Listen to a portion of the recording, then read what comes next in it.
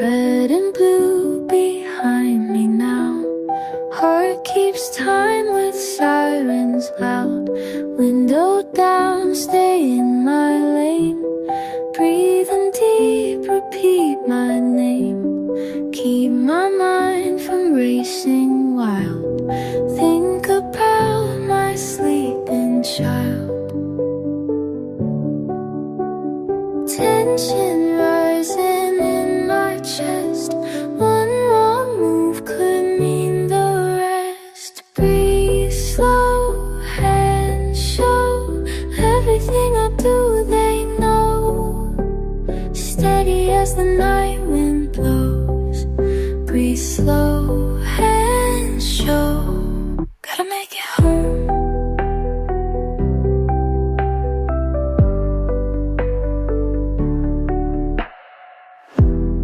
License registration reach.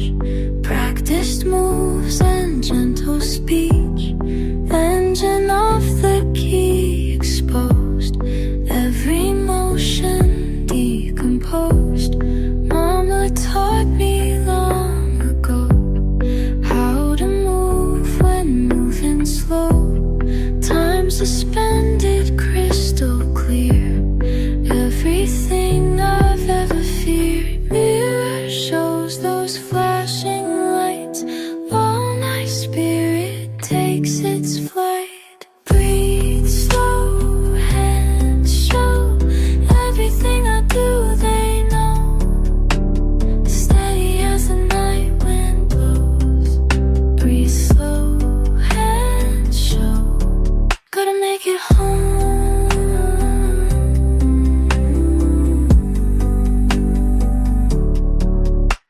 Sometimes wonder if they see past their badge, their fear to me.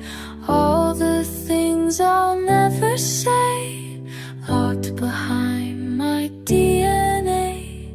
Racing thoughts but body still, praying that their power will let me pass through one more night. Let me see the morning light. Breathe slow and show. Everything I do they know. Steady as the night wind blows. Breathe slow and show. Gonna make it home.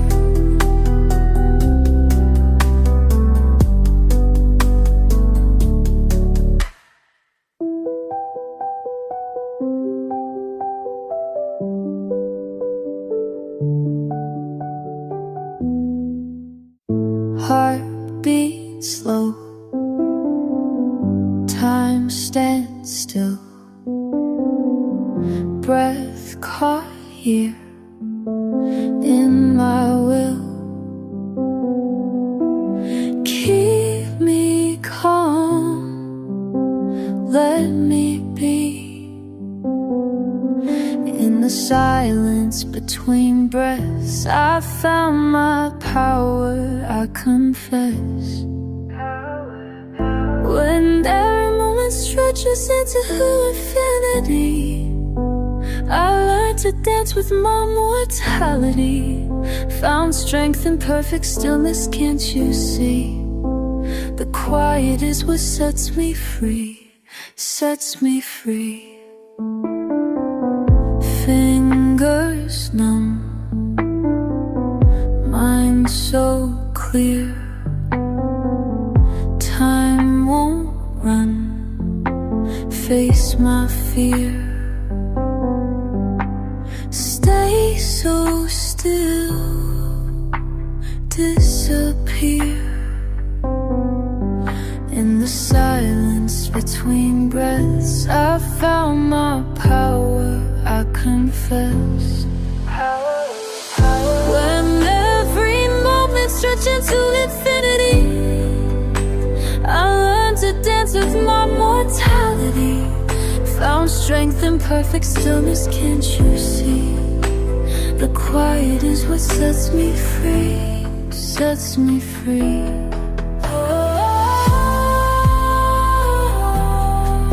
Let me breathe.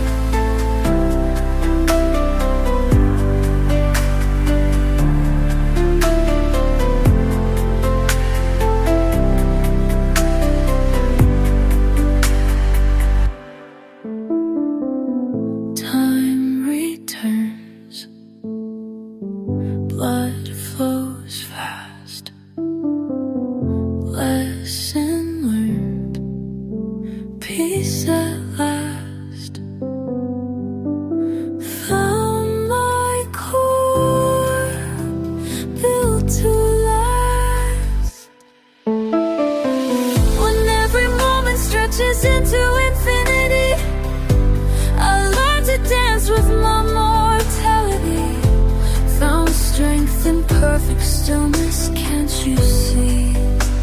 The quiet is what sets me free. Between breaths, I found my power.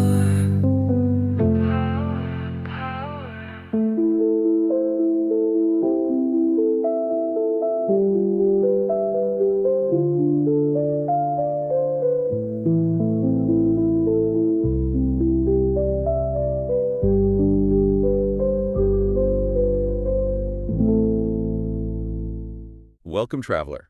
Survive the stop. Today, we are doing a deep dive into, well, a really powerful piece of writing. It's called Survive the Stop. And it's not, just an article. It's set up like a manual, like a breath between bullets is how it's put. A survival guide. Yes, specifically aimed at Black individuals during police stops. Exactly. So our mission here really is to understand what's at the core of this text. Where did it come from? What specific advice does it give? Yeah. And why frame it as a kind of movement? Right. We want to unpack why this resonates so deeply, Yeah. and what the author's trying to achieve by putting this out there. And the source itself, it's this online text. Yeah. Very direct, almost like a manifesto, as you said. Yeah, it feels immediate. So as we go through this, it's not just about relaying facts. We need to connect with the feeling behind it, the soul, really, of this call to action. Absolutely. Okay, so let's get into it. The text starts with why this exists. Where does the author trace this back to? Well, interestingly, it starts with a film, Duplicity. Really, that seems unexpected. It does, but the author saw something in it, this stark realization about deadly misunderstandings.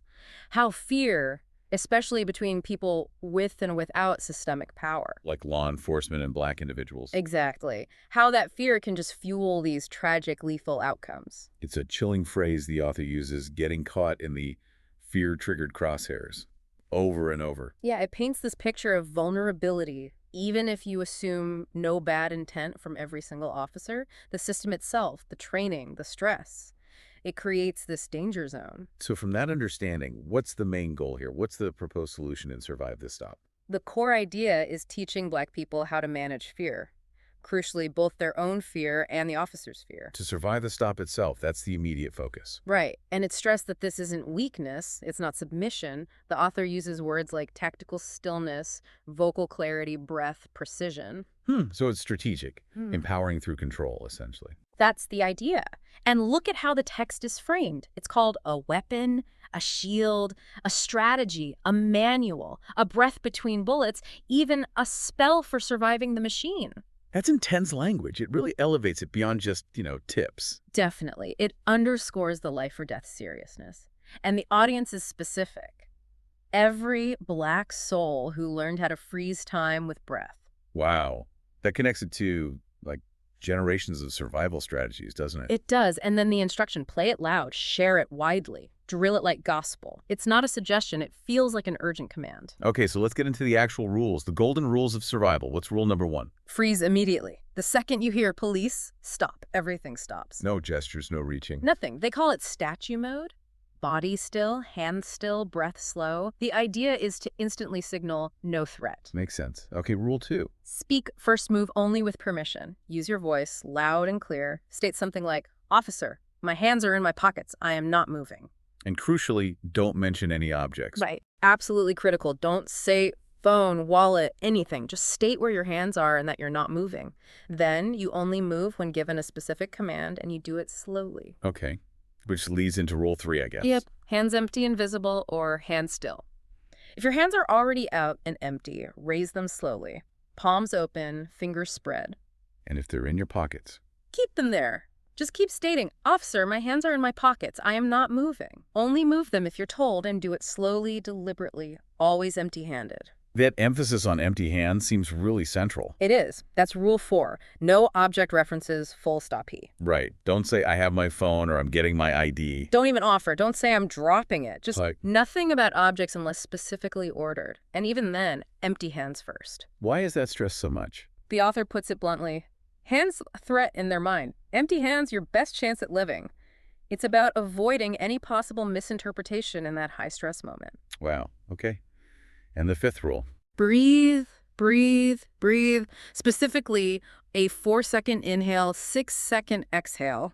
repeated silently. And this isn't just for calming down, is it? It's tactical. Exactly. The idea is calm breath leads to a calm voice. A calm voice might help de-escalate the officer's reaction. It's trying to counter the way fear can just spread like wildfire in those situations. So calm can be contagious too, potentially. That's the hope. Control your own state to influence the dynamic. And these 5 rules are summed up in a mantra. Yeah, the survival mantra. Freeze, speak, ask, move only when told, breathe.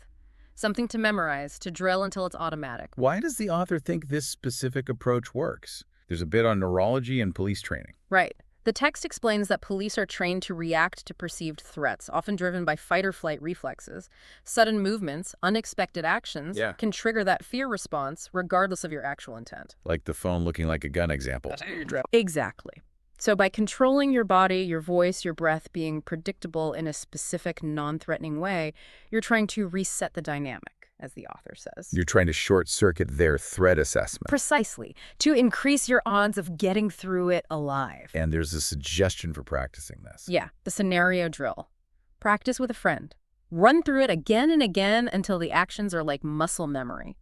Can you walk us through the example dialogue? Sure. So friend shouts, "Police, show me your hands." And the response. You freeze instantly, then say loudly, "Officer, my hands are in my pockets, I'm not moving," and start to breathing. Okay, then maybe the officer says, take your hands out. Then you say, "Officer, taking my hands out slowly now." And you do it empty hands, palms up, fingers wide, really slow. And you'd continue that for other commands too, like turn around slowly. Always confirming, moving slowly, no objects, keeping that breath steady. "Officer, turning around slowly now." "Officer, walking backwards slowly." "Officer, getting on my knees slowly now." It sounds incredibly deliberate. And stressful even to practice. But the point is to make it automatic, so if the real thing happens, the drilled response takes over from panic. Then there's the call to action. Build the movement. Share this or die silently. That's incredibly stark. It is. It frames this whole thing as a field manual for surviving in America with black skin. It's not just information. It's positioned as a vital tool for collective survival. There's this deep emotional plea, isn't there? Share this with your family, your community. Absolutely. The underlying belief is that if enough people know this, practice this, it could change outcomes. Survival becomes step 1 to everything else. It raises questions about, what collective responsibility looks like when facing these kinds of dangers. And for you listening, it might make you think about how different people experience these kinds of encounters, how that baseline feeling of safety isn't universal. Definitely. And the text explicitly connects this to the Black Lives Matter movement. How so? It presents this manual as a direct response to the issues of police brutality BLM highlights. It's a practical tool for survival within a system the author clearly believes needs fundamental change. So it's a strategy for now, while pushing for that bigger change? Exactly. It's necessary, but not sufficient, which leads into the final message. Yeah, that ending is powerful. It acknowledges the injustice. You deserve more than this. But it stresses the immediate need for this strategy, and then that empowering twist. You are not weak for freezing. You are not small for staying silent. You are powerful for mastering the moment. Right, reframing survival as strength. And the final words, live, teach, share, and the mantra again.